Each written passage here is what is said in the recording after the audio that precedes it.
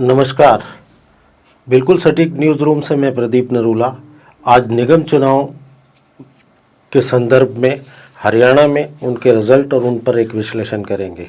सबसे पहले मैं आपको बता दूं कि लगभग 2 साल से ज़्यादा के वक्त के बाद बहुत ही प्रतीक्षा के बाद हरियाणा में निकाय चुनावों का बिगुल बजा और आज काउंटिंग और रिजल्ट्स के आने पर यह चुनाव प्रक्रिया संपन्न हुई।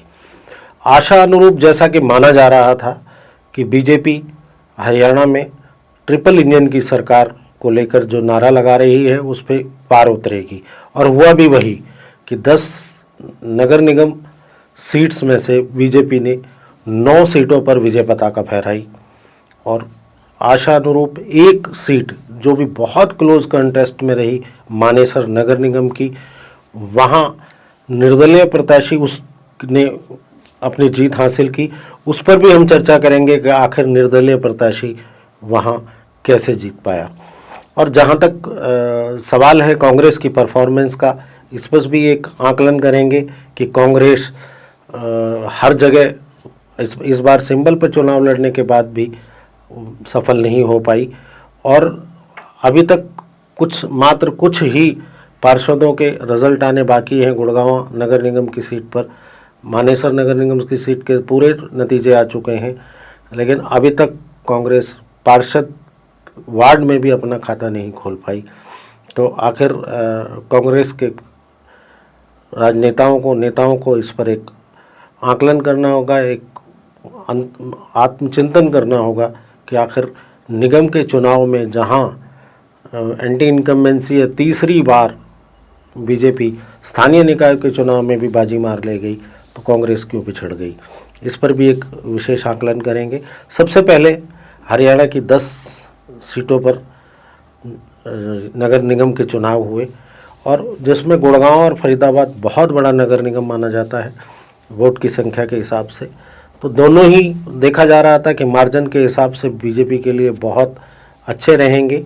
हालांकि गुड़गांव में वोटिंग प्रतिशत बहुत कम रहा, सिर्फ 48 पॉइंट समथिंग, कुछ 6 या 8% चुनाव हुआ, जो आमतौर पर एक बहुत कम वोटिंग है।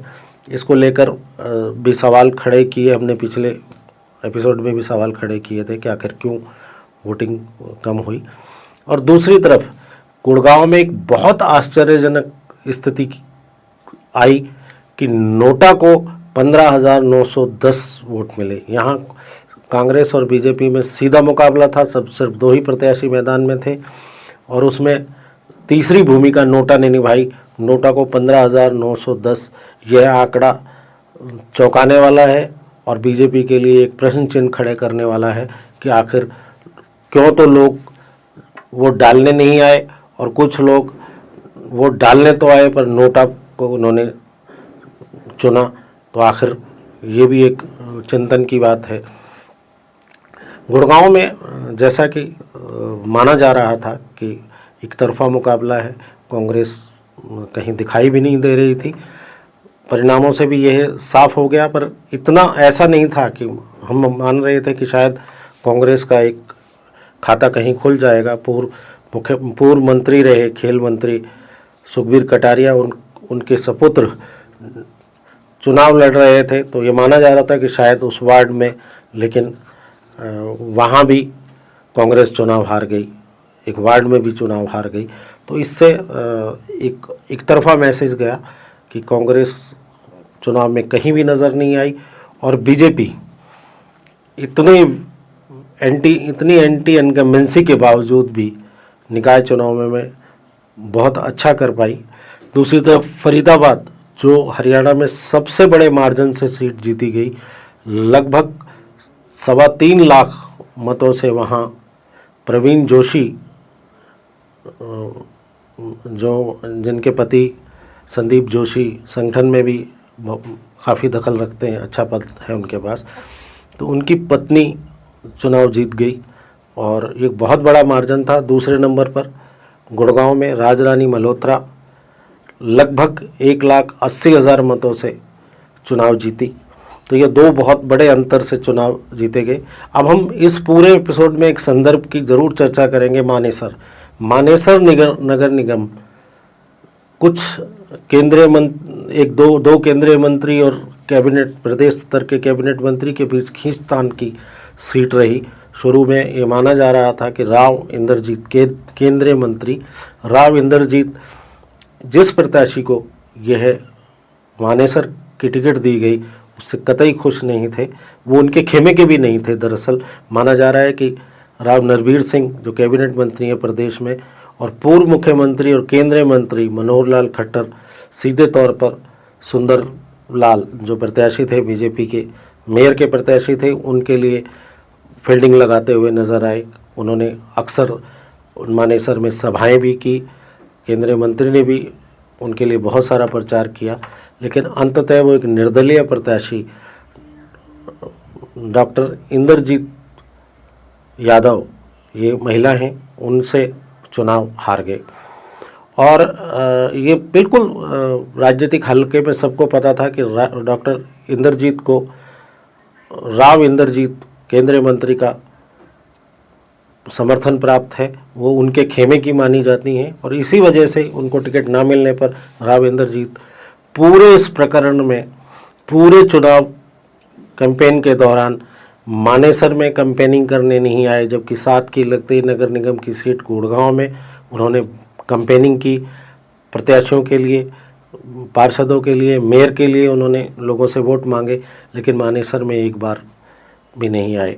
उस पर यह तुक्का, पहला तो तीर ये था कि वो इंटरेस्ट नहीं ले रहे थे, तो उस पर यह तुक्का कि चुनाव के ऐन 3-4 दिन पहले राव इंद्रजीत की एक वीडियो रिलीज़ हुई, जिसमें उन्होंने ये कहते हुए उनको दिखाया गया कि वो किसी कारणवश मानेसर एरिया में नहीं आ सके हैं।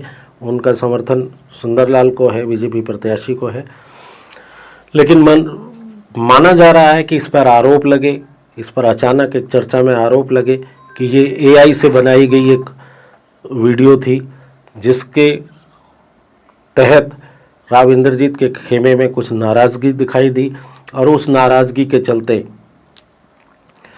कहीं ना कहीं एक इशारा हुआ, खंडन हुआ कि ये उनका वीडियो नहीं है, ये आर्टिफिशियल इंटेलिजेंस से बनाया गया वीडियो है। और मुझे लगता है कि शायद यही फैक्टर बीजेपी प्रत्याशी सुंदरलाल की हार का कारण बना। खैर, अभी भविष्य के गर्भ में क्या नीयत है, क्योंकि अभी इसके बाद deputy mayor, senior deputy mayor आदि के भी चुनाव होने हैं। तो इस संदर्भ में जो कश्मकश है, मेरे ख्याल से गुड़गांव और मानेसर में इन दोनों चुनावों पर भी भारी कश्मकश रहेगी और भारी खींचतान देखने को मिलेगा। ये आने वाले दिन बताएंगे। फिलहाल मेयर के चुनाव गुड़गांव और मानेसर में और पूरे हरियाणा में भाजपा ने 9 सीटों पर विजय श्री प्राप्त की है, और यहाँ तक कि मानेसर को छोड़कर मानेसर में जो वार्ड के इलेक्शन है उसमें भाजपा ज़्यादा अच्छी परफॉर्मेंस नहीं कर पाई। 20 में से 7 उनके सिंबल पर पार्षद जीते हैं। तो ओवरऑल जो हरियाणा की परफॉर्मेंस है, स्थानीय निकाय चुनावों में बीजेपी ने कांग्रेस का सुपड़ा साफ कर दिया है, और कहीं कहीं पर निर्दलियों ने बाजी मारी। हालांकि जिसकी सरकार होती है, माना यह जाता है कि निर्दलीय भी उनके साथ होते हैं। तो मुझे नहीं लगता कि अब निकाय के जितने भी नगर निगम के क्षेत्र हैं, निकाय के नगर पालिकाएँ हैं या नगर परिषद में, उसमें बीजेपी का वर्चस्व है, और शायद अपोजिशन में भी कोई नहीं दिखाई दे रहा है। धन्यवाद। इसी चुनाव में के विश्लेषण पे फिर आपसे न्यूज़ रूम से चर्चा करेंगे और डिस्कस करेंगे कि आने वाली स्थितियों में क्या कुछ होने वाला है। मैं प्रदीप नरूला बिल्कुल सटीक न्यूज़ रूम से आपके साथ फिर हाजिर होऊंगा। नमस्कार।